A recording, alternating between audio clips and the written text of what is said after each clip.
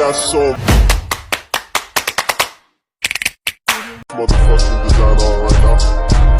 Bring it down, bring it down, bring it down. I got 3 old guys on the block. Assalamualaikum warahmatullahi wabarakatuh. Halo semuanya, kembali lagi dengan saya Putri, mahasiswa aktif semester 4 dari kelas 4D dengan NPM 0227221128 dari program studi akuntansi Fakultas Ekonomi dan Bisnis Universitas Hairun Ternate dengan dosen pengampu Bapak Suito SEMSI AK CSRS CRSRA. Di sini saya akan menjelaskan sedikit tentang apa itu metode analisis konten atau konten analisis. Baik, langsung saja kita ke pembahasannya. Baik, analisis konten atau konten analisis adalah penelitian yang bersifat pembahasan mendalam terhadap isi suatu informasi tertulis atau tercetak dalam media massa. Analisis ini biasanya digunakan pada penelitian kualitatif. Pelopor analisis konten adalah Hart D.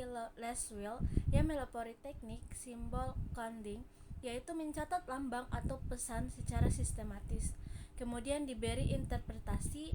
Ada beberapa definisi mengenai analisis konten. Analisis konten secara umum diartikan sebagai metode yang meliputi semua analisis mengenai isi teks. Tetapi di sisi lain, analisis konten juga digunakan untuk mendeskripsikan pendekatan analisis yang khusus. Menurut Halsey, metode ini analisis konten adalah suatu teknik yang untuk mengambil kesimpulan dengan mengidentifikasi berbagai karakteristik khusus suatu pesan secara objektif, sistematis, dan generalis. Objektif berarti menurut aturan atau prosedur yang apabila dilaksanakan oleh orang atau peneliti lain dapat menghasilkan kesimpulan yang serupa. Pendekatan etnometodologi memahami konteks sebagai pengetahuan yang dimanfaatkan dalam pengetahuan yang dibawa ke dalam pengalaman sehari-hari dan diperlihatkan melalui ucapan Lewis-Wilson 1983. Konteks berhubungan dengan persoalan pragmatis segala yang dibawa oleh pembaca ke dalam teks. Aspek mikro international analisis konteks tidak dapat dipahami sepenuhnya. Oke, baik. Analisis konten atau konten analisis adalah penelitian yang bersifat pembahasan mendalam terhadap isi suatu informasi tertentu atau tercetak dalam media massa. Analisis konten biasanya digunakan pada penelitian kualitatif. Pelopor analisis konten adalah Hart D. Laswell yang melopori teknik simbol coding, yaitu mencatat lambang atau pesan secara sistematis. Kemudian diberi interpretasi. Ada beberapa definisi mengenai analisis konten. Analisis konten secara umum diartikan sebagai metode yang meliputi semua analisis mengenai isi teks. Tetapi di sisi lain, analisis konten juga digunakan untuk mendeskripsikan pendekatan analisis yang khusus.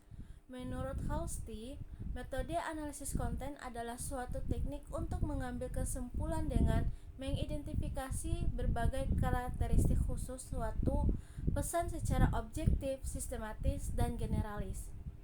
Objektif berarti menurut aturan atau prosedur yang apabila dilaksanakan oleh peneliti lain dapat menghasilkan kesimpulan yang serupa. Pendekatan etnometodologi memahami konteks sebagai pengetahuan yang dimanfaatkan oleh dalam pengetahuan yang dibawa ke dalam kehidupan sehari-hari atau pengalaman sehari-hari dan diperlihatkan melalui ucapan. Konteks berhubungan dengan persoalan yang pragmatis segala yang dibawa oleh pembaca ke dalam teks. Aspek mikro interaksional analisis konteks tidak dapat dipahami sepenuhnya oleh para peneliti. Analisis konten dapat dipergunakan jika memiliki syarat. Yang pertama, data yang tersedia sebagian besar terdiri dari bahan-bahan yang terdokumentasi seperti buku, surat kabar, pita rekaman, dan naskah atau manuskrip.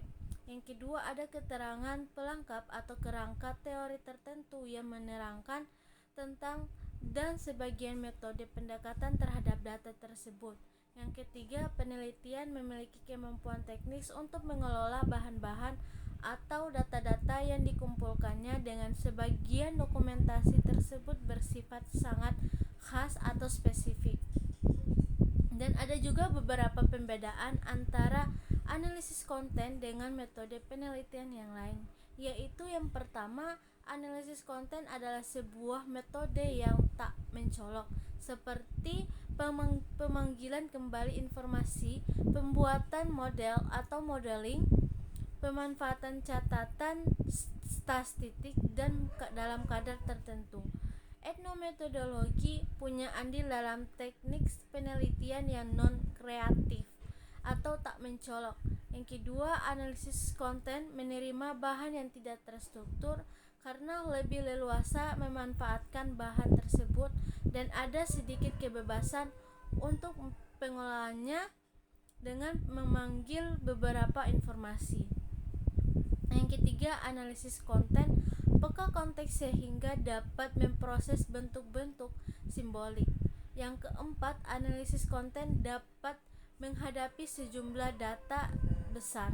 Dan ada beberapa pembedaan antara analisis konten dengan metode penelitian yang lain. Yang pertama yaitu analisis konten adalah sebuah metode yang tak mencolok, pemanggilan kembali informasi, pembuatan model atau modeling, pemanfaatan catatan statistik dan dalam kadar tertentu.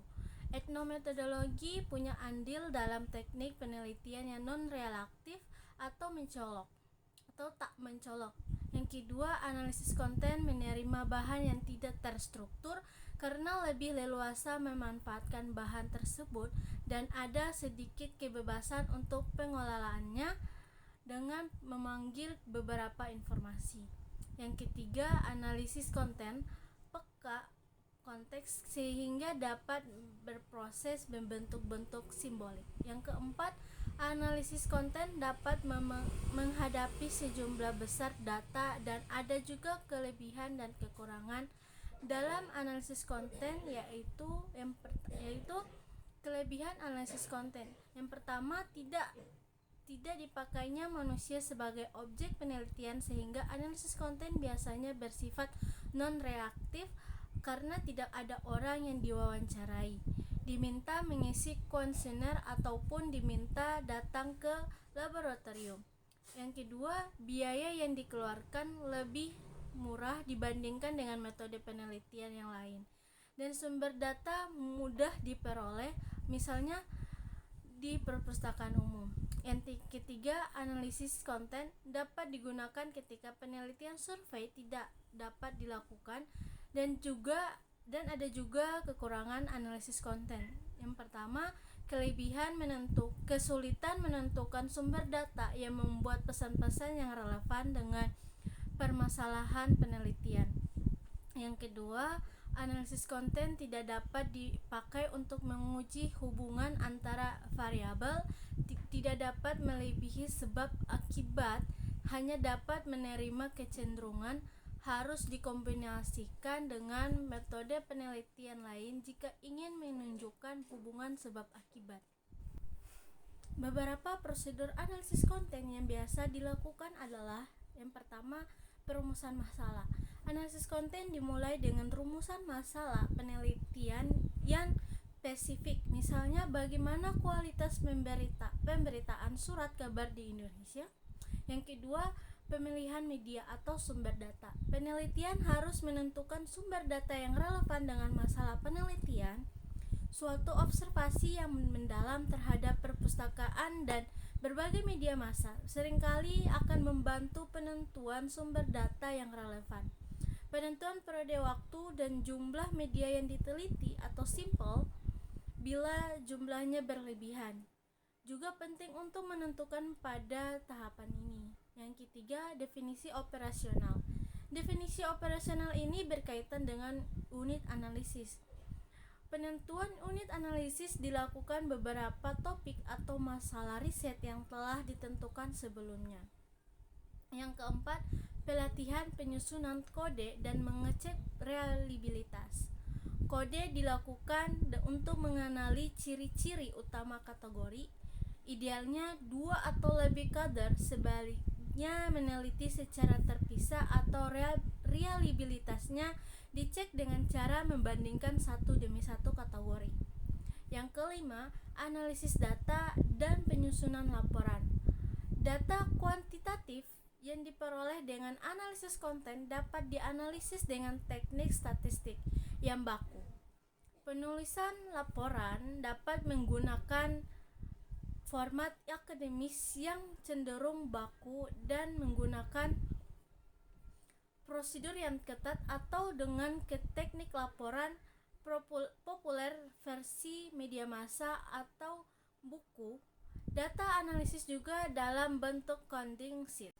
Itu saja materi dari saya yang bisa saya jelaskan. Lebih dan kurangnya saya mohon maaf. Wabillahi taufiq walhidayah. Wassalamualaikum warahmatullahi wabarakatuh.